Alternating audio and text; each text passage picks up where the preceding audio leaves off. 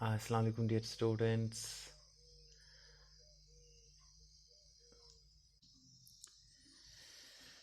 कल part fifth में इस लेसन के हमने देखा था कि आज़ादी के बारे में बात करते थे नेल्सन मंडेला जी, और कहते थे कि बचपन में मुझे नहीं पता था आज़ादी किस चीज़ को कहते हैं।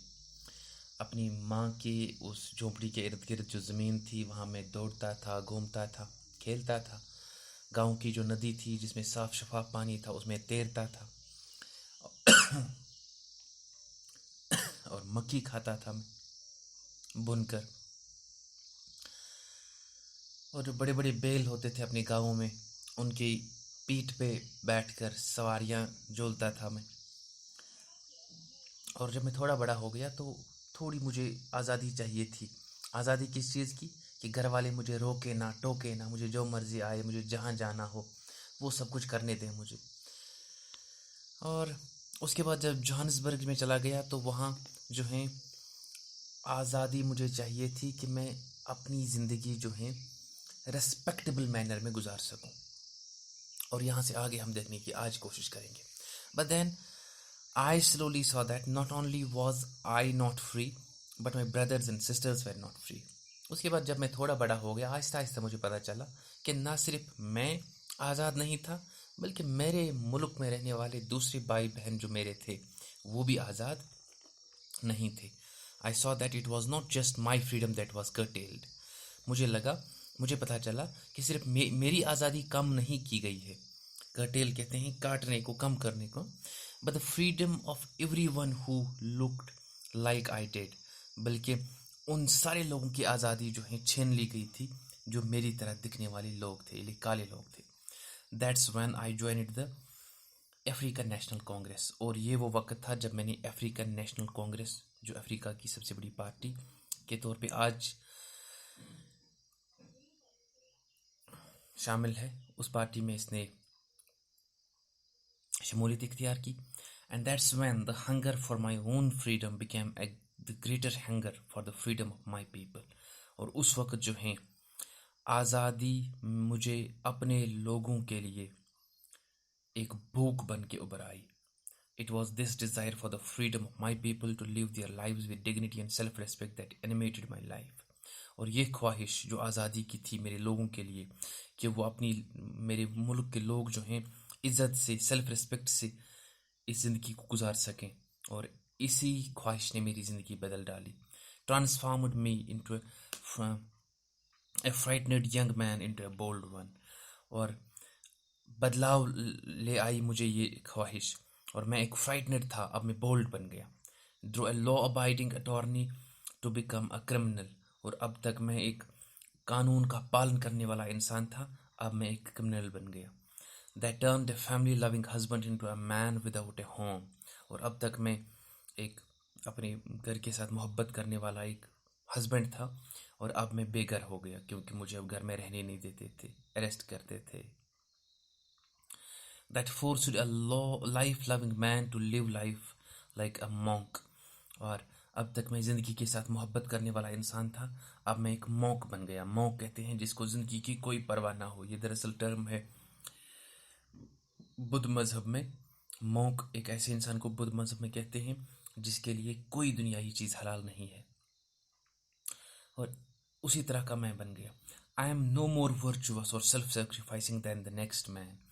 मैं किसी इंसान से, साउथ अफ्रीका के किसी इंसान से मैं ज़्यादा नेक और अच्छा नहीं हूँ। That four but I found that I could not even enjoy the poor and limited freedoms I was allowed when I knew my people were not free. तो मेरे पास एक छोटी सी आज़ादी भी नहीं थी एन्जॉय करने के लिए, जब मुझे ये पता चला कि मेरे मुल्क के लोग जो हैं आज़ाद नहीं है, आज के दौर में भी आज़ाद नहीं है। Just as surely as I am not free when my freedom is taken away from me. तो ये बात उसी तरह सच है जिस तरह मैं आज़ाद नहीं कहूँगा अपने आप को अगर मुझसे मेरी आज़ादी छीन ली गई है। The oppressed and the oppressor alike और are robbed of their humanity. और जो गुलाम बनाने वाला है और जो जिसको गुलाम बनाया गया है, ये दोनों तरह के ग्रुप जो हैं ये दरअसल लुटेरे हैं इंसानियत के। इन्होंने इंसानियत को लूटा होता है। और इन दोनों को आज़ाद करने की ज़रूरत है। जिसको ग़ुलाम बनाया गया है उसको भी आज़ाद होना है, और जिसने उसको ग़ुलाम बनाया है उसको भी आज़ाद करने की ज़रूरत है, क्योंकि वो ग़ुलाम होता है किस चीज़ का? नफ़रत का।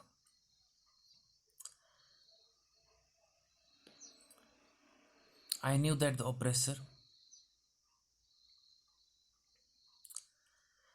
freedom is indivisible. The chains of on any one of my people were the chains on all of them. Freedom जो है इंडिविजिबल है। इंडिविजिबल कहते हैं जिसको आप हिस्से नहीं कर सकते। अगर मेरे मुल्क के किसी इंसान के ऊपर हथकड़ियाँ बंधी हुई हैं, इसका मतलब है कि ये सारे लोगों पे हथकड़ियाँ हैं। The chains of all of them were the chains on me. और मेरे मुल्क के सारे लोगों की हथकड़ियाँ जो हैं, इसका मतलब ये है कि वो हथकड़ियाँ मुझ पे भी हैं। I knew that the oppressor must be liberated surely as the oppressed. और गुलाम जिसने बनाया है उसको भी आज़ाद करने की ज़रूरत है, उसी तरह जिसको गुलाम बनाया गया है उसको आज़ाद करने की ज़रूरत है। A man who takes away another man's freedom is a prisoner of hatred.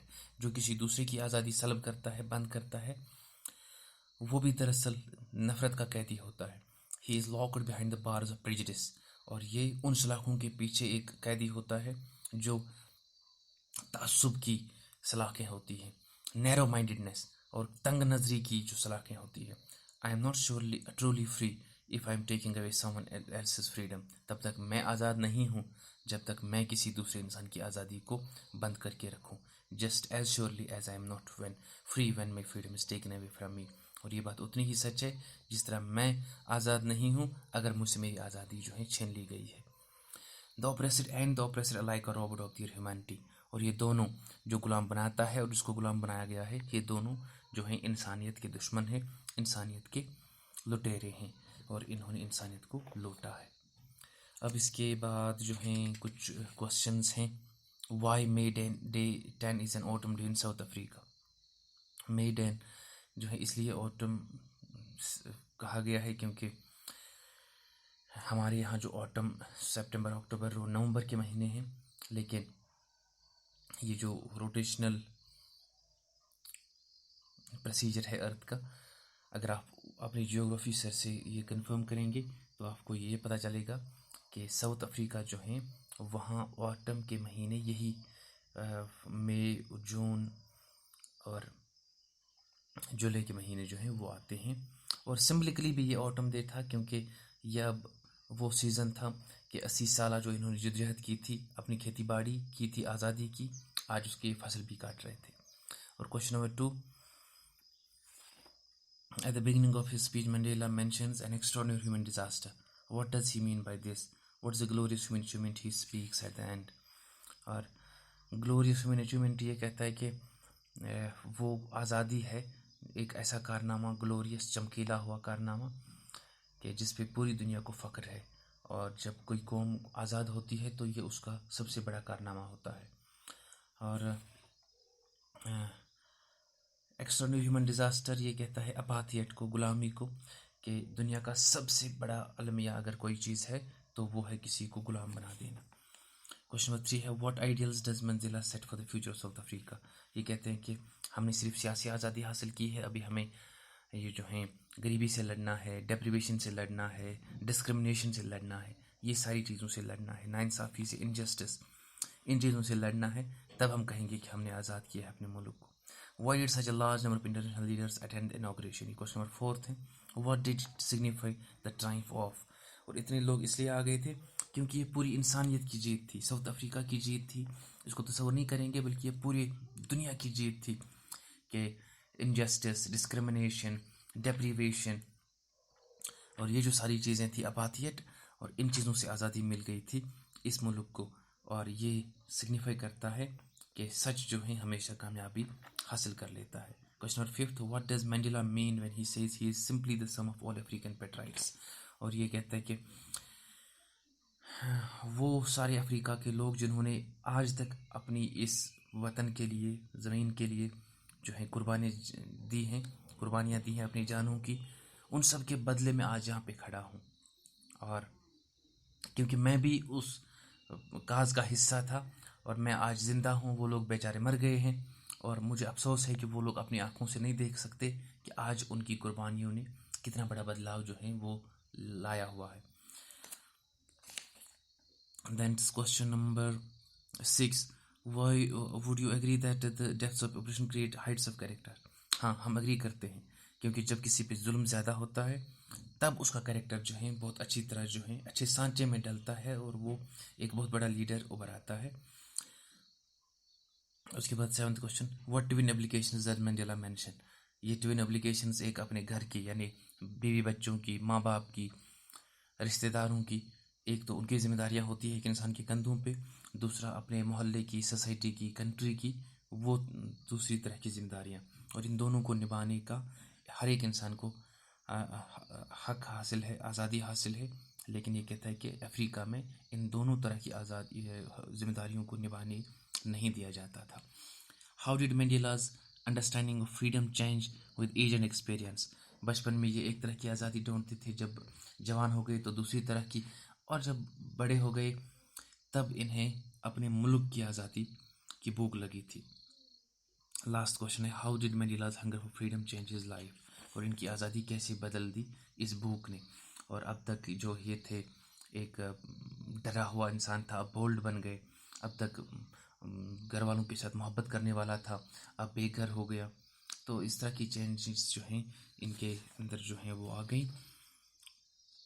अब तक तो ये था लॉ अबाइडिंग, अब ये क्रिमिनल बन गया। ठीक, अब तक तो ये ज़िंदगी के साथ मोहब्बत करने वाला था, अब ये मॉन्क की तरह ज़िंदगी बसर करने वाला इंसान बन गया।